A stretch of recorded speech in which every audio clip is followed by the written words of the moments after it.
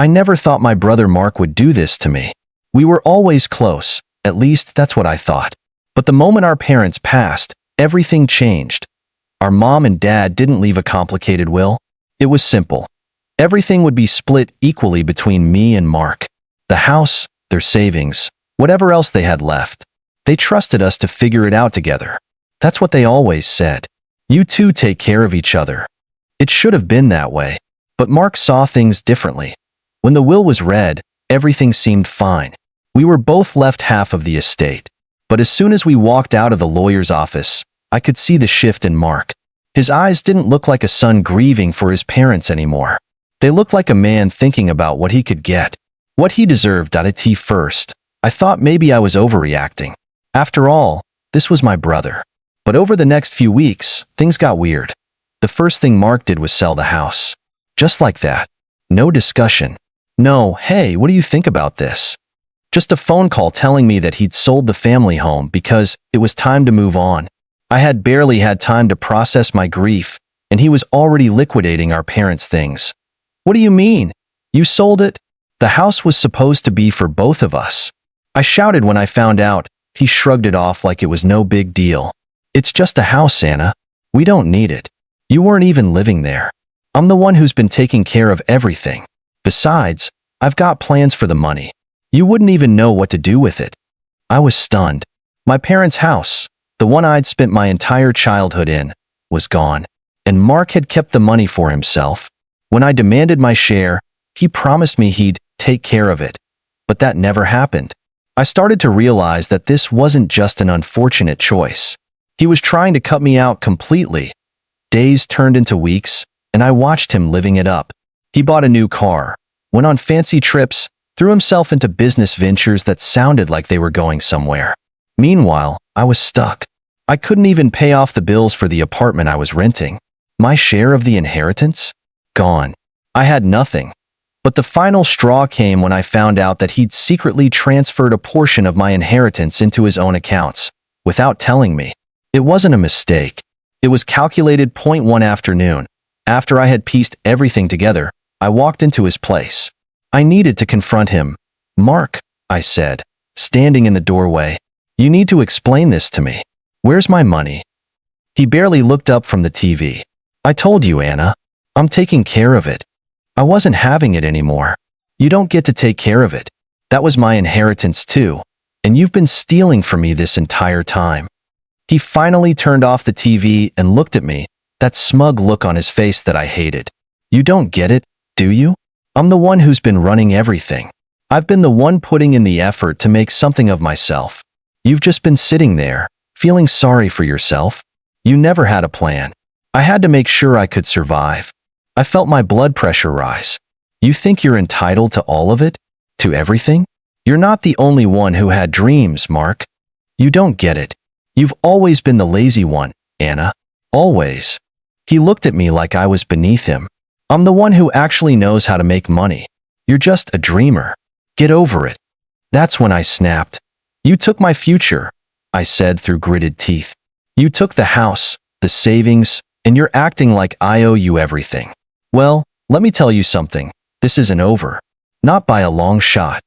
I could see his confidence waver, but he didn't care. You can try all you want, but you won't get anything. The money's mine now. And just like that, he had crossed the line. I left his apartment. But I wasn't done. I had a plan, and it was time to make my move. First, I started tracking every transaction I could find.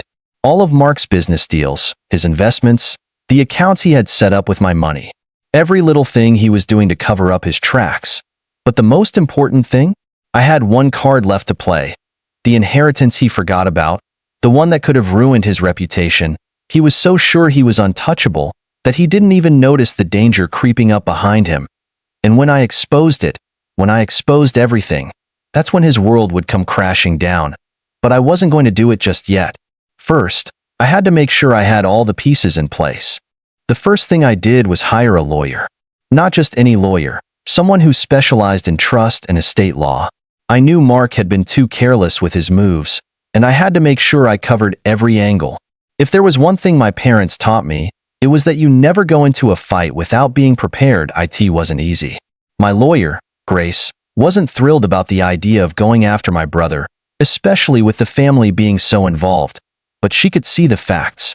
Mark had broken the rules. He'd manipulated documents, forged signatures, and hid large sums of money in offshore accounts. But the real kicker? He'd gotten himself into more trouble than I could have imagined. When Grace ran a background check on Mark, we found out he wasn't just being shady with my inheritance.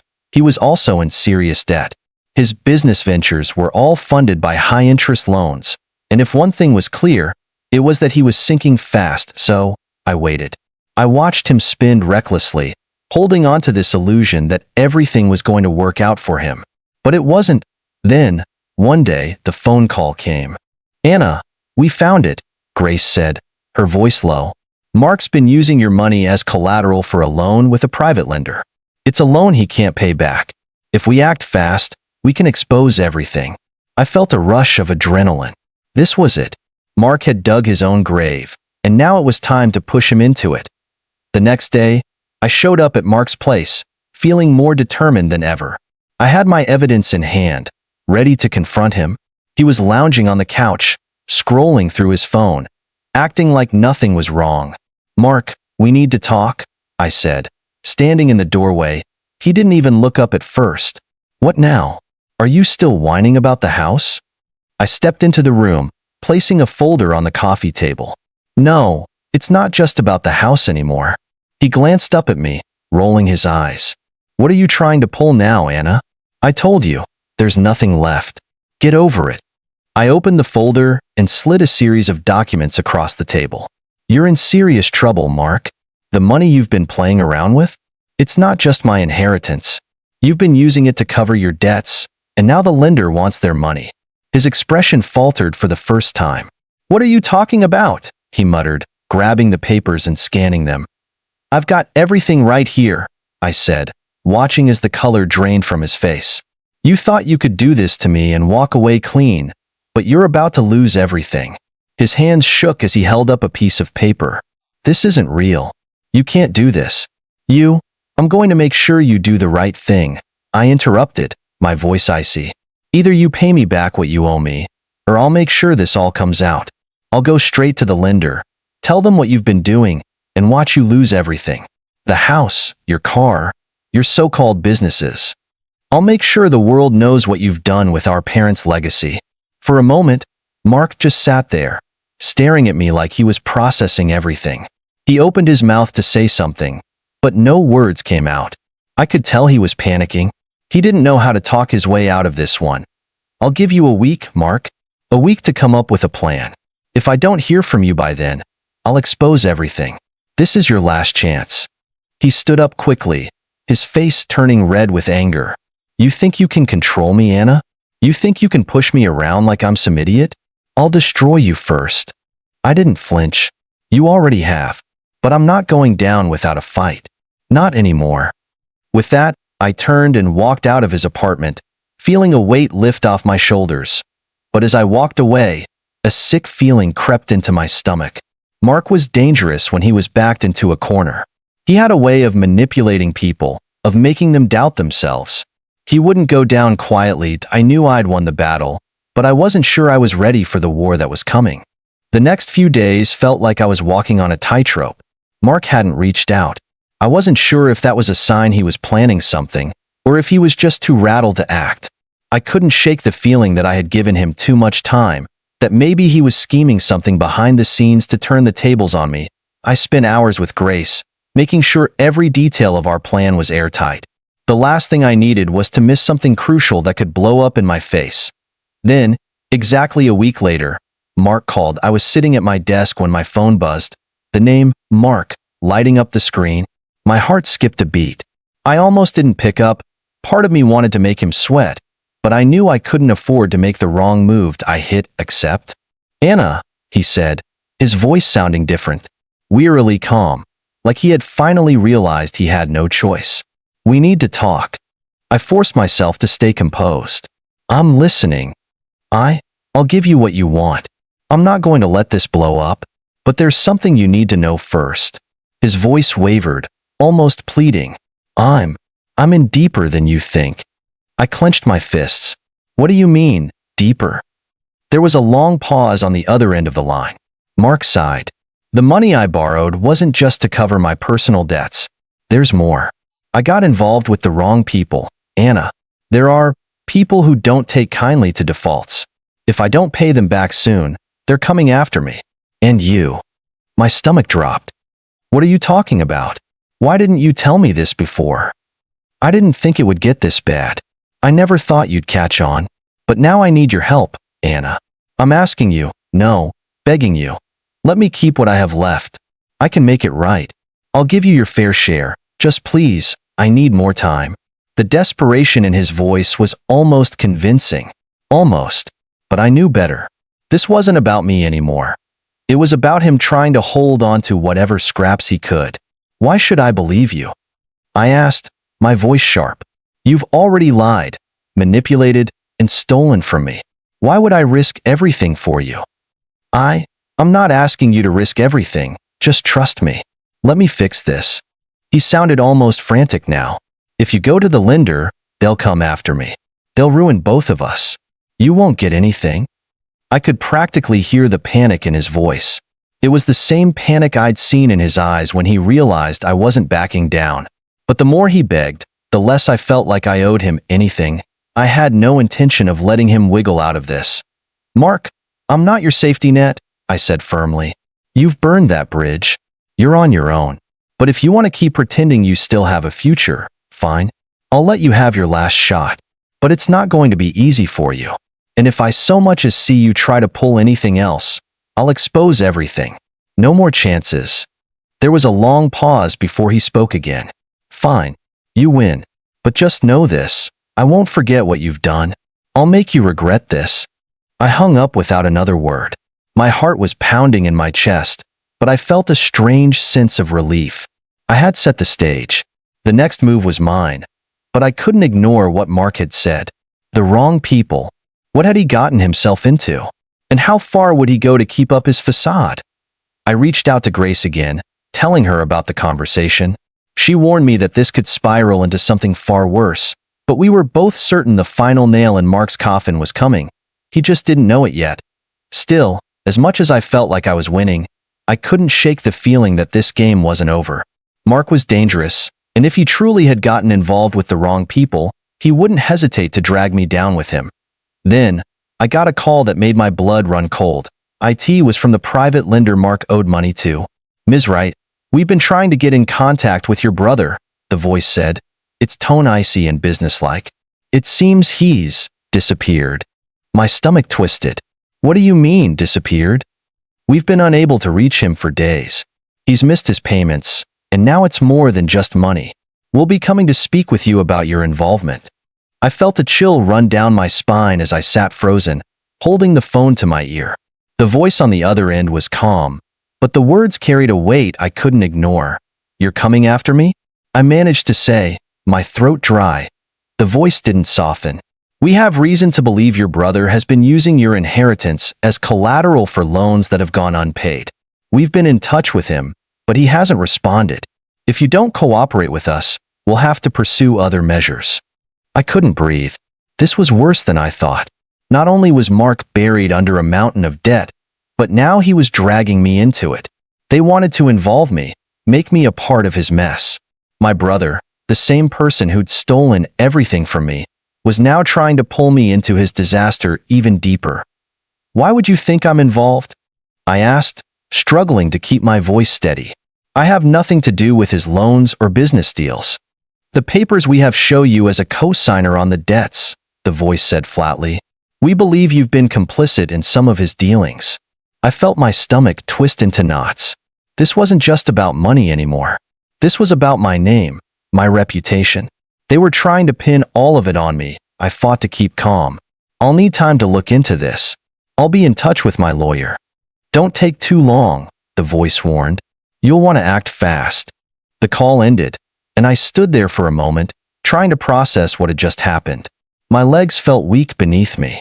Mark had put me in a position where I could lose everything I had left. It wasn't just my house, my savings. This was my future. I picked up the phone and dialed Grace's number. Anna? Grace answered, her voice warm but strained. What's going on? I filled her in, telling her about the call from the lender. When I finished, there was a long pause. This is bad, Anna, she said quietly.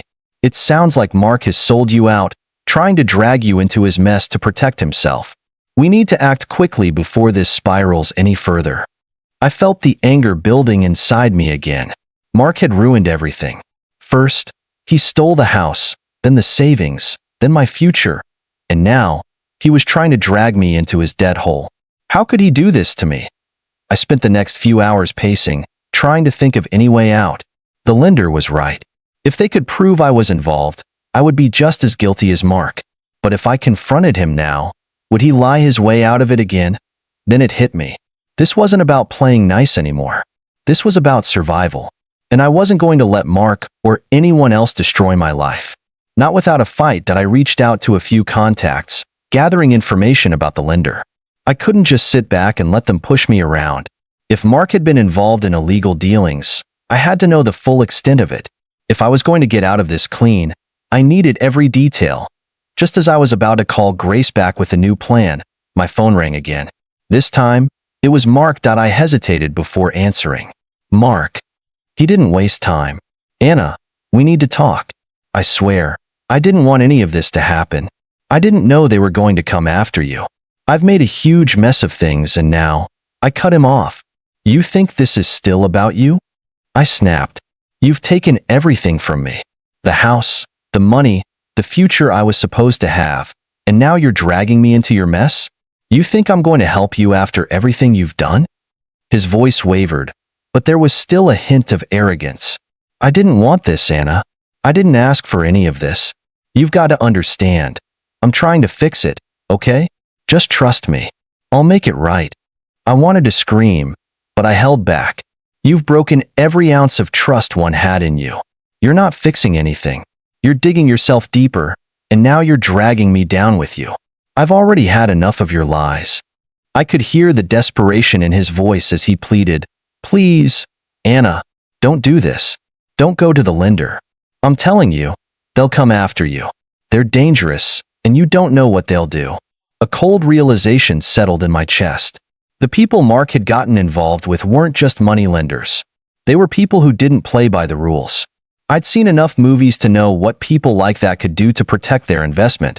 But what could I do? If I didn't act, Mark's mess would ruin me. I'm done with you, Mark, I said, my voice steady but final. Don't ever contact me again. And I hung up. My heart was racing, but it wasn't out of fear anymore. It was out of something else. Something powerful that I hadn't felt in a long time. It was anger, yes, but it was also resolve. Mark had crossed every line. And now? Now, I was going to make sure he paid for what he did. I reached out to my lawyer, Emily, immediately. She had been a lifeline through all of this. While Mark played his games, I'd been quietly collecting evidence, gathering everything that could prove I wasn't involved in any of his shady dealings. I had no intention of being dragged down with him. By the time I met Emily in her office, I was already feeling the weight of the situation lift off my shoulders. She looked over the documents, her eyes scanning through the details of the case. Anna, she said after a moment, leaning back in her chair, you did the right thing by cutting ties with him. I've gone over the paperwork, and I've got some good news. You're not on the hook for any of this. My chest tightened. What do you mean? The lender said I was involved. She cut me off with a small smile. They're full of it. I've contacted them and reviewed everything. Your name was never legally attached to the debts. Mark tried to use you as a scapegoat, but we've made it clear to them that you had no part in any of his dealings. They were bluffing. I let out a breath I didn't even know I'd been holding. So I'm clear? No more threats? Exactly. It's over, she said, pushing a few papers toward me. And we've also got something else. Remember how I told you to track every detail of his financial situation? Well, I found something. Mark's been using your inheritance as collateral for multiple loans, and he's behind on a few of them.